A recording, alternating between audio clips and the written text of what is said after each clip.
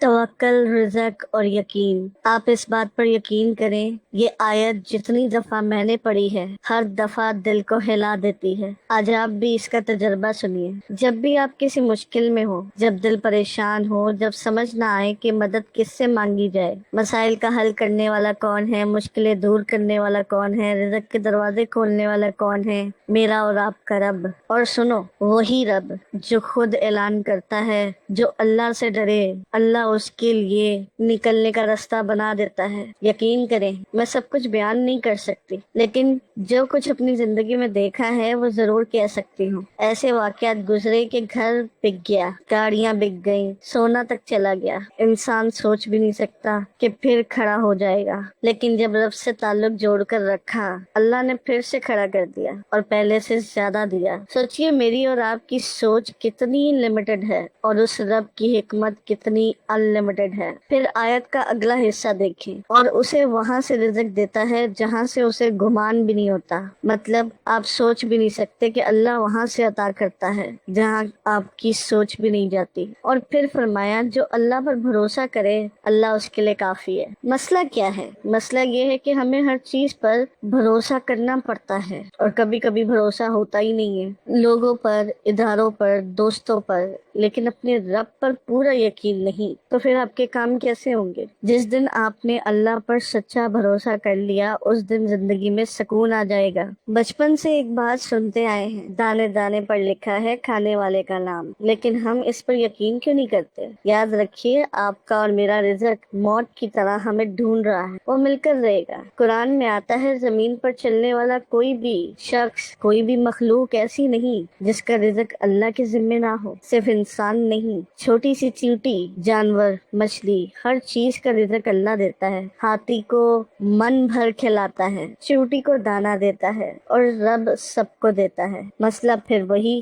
یقین کی کمی۔ اب سوال ہے، رزق حلال کمانا ہے یا حرام؟ یہ فیصلہ آپ کا ہے۔ ایک بہت خوبصورت بات سمجھیے، اعلیٰ حضرات نے فرمایا کہ صرف دانے پر نام نہیں بلکہ دانے کے ہر ذرے پر نام لکھا ہوتا ہے۔ اب آ جاتے ہیں وظیفے پر۔ میں عورتوں سے مخاطب ہوں۔ اگر آپ 15 دن میں اپنے کرائے کے گھر سے جان چھڑوانا چاہتی ہیں اور نیا گھر، وہ بھی اپنا ذاتی گھر خریدنا چاہتی ہیں، تو آپ کو یہ آیت مسلسل 15 دن تک پڑھنی ہے اور 101 بار پڑھنی ہے۔ آیت سکرین پر آ رہی ہے، کوئی تلفظ غلط نہ ہو جائے اس لیے میں نہیں پڑھ رہی، آپ خود ہی دیکھ لیجیے گا، سکرین پر آیت آ رہی ہے۔ آپ نے اس آیت کو پڑھتے رہنا ہے اور یہ وظیفہ تب تک جاری رکھنا ہے جب تک آپ کو اپنا مکان مل نہیں جاتا۔ یقین شرط ہے، ٹھیک ہے؟ ویسے تو اس عمل کی کوئی بھی اجازت نہیں ہوتی ہے، لیکن پھر بھی جو لوگ اجازت مانگتے ہیں یا اجازت لینا چاہتے ہیں وہ کمنٹ میں اللہ لکھ سکتے ہیں، ان کی آٹومیٹیکلی اجازت ان کو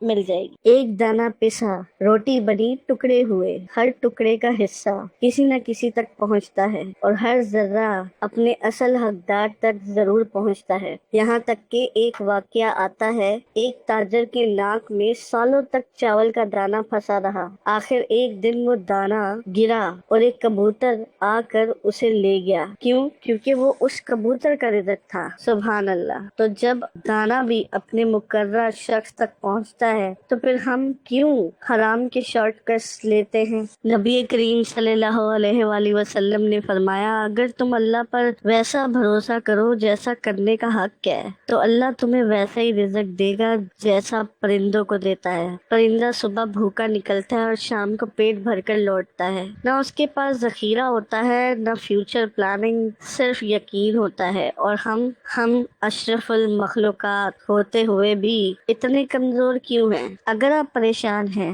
قرض میں ہیں، بیماری میں ہیں، تو غلط راستوں کی طرف مت جائیں، رب کو پکاریں، اس کے لیے آپ کا سب سے بڑا مسئلہ بھی کچھ نہیں۔ اور یاد رکھیں، زندگی صرف پیسہ نہیں ہوتی، آپ کے پاس کروڑ ہو لیکن صحت نہ ہو تو کیا فائدہ؟ آپ کے بچے نافرمان ہو، سکون نہ ہو تو کیا فائدہ؟ سکون سب سے بڑی دولت ہے۔ حرام زیادہ ہو کر بھی بربادی لاتا ہے، حلال کم ہو کر بھی برکت لاتا ہے، اور جو حرام چھوڑ کر حلال کی طرف آتے ہیں وہ اصل میں زندگی کا سب سے بڑا فیصلہ لیتے ہیں۔ ایک اور واقعہ سنا دیتی ہوں۔ ایک شخص شراب بیچتا تھا، मजबूरी थी। उसने कहा कि अगर शराब छोड़ दूं तो बिजनेस नहीं चलेगा। उसे सिर्फ एक सवाल पूछा गया, रिज़्क देने वाला कौन है? उसने कहा, अल्लाह। तुम उसकी नाफरमानी करके रिज़्क ले रहे हो, अगर उसकी फर्मा बरदारी करोगे तो क्या वो रिज़्क रोक देगा? वो रो पड़ा और शराब छोड़ दी। 1 साल बाद मिला, बोला अल्लाह ने उसे इतनी बरकत दी है कि अब वो बहुत खुशहाल है। अब एक जबरदस्त फॉर्मूला सुनो, कुरान की आयत है, मैंने अपने मामलात अल्लाह के हवाले किए, बेशक अल्लाह बंदों को देख रहा है। दिल से कहना, या अल्लाह मैं थक गया हूँ, अपने सारे मामला तेरे हवाले करता हूँ। यकीन करें सब बदल जाएगा। और याद रखें, अल्लाह किसी जान पर उसकी ताकत से ज्यादा बोझ नहीं डालता, उसकी कैपेसिटी के हिसाब से उसकी मुश्किलात तय की जाती हैं। अगर आपकी जिंदगी में मुश्किलात हैं तो अल्लाह ने आपकी कैपेसिटी देख ली है। आखिर में एक बात, अगर आप बाजार जाए, कोई चीज पसंद आए लेकिन पैसे ना हो और आप अल्लाह की रजा के लिए सब्र कर ले, तो इसका सवाब इतना ज्यादा है जैसे आपने 1000 दिनार सदका किया हो। सुभान अल्लाह। तो दोस्तों, तवक्कल सीखें, अल्लाह पर भरोसा करें, हलाल को अपनाएं और रब को कभी न भूलें, क्योंकि जिसने आपको पैदा किया वही आपके मसाइल भी हल करेगा।